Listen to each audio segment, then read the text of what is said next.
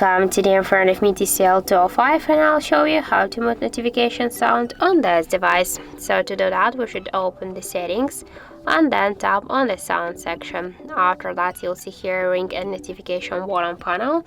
Just to mute your device notifications you can swipe to the left side as dot.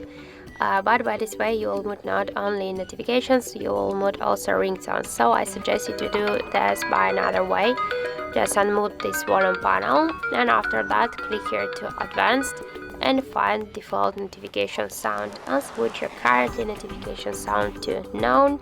Tap OK, and now by this way we'll mute our notifications but we'll stay with the ringtones.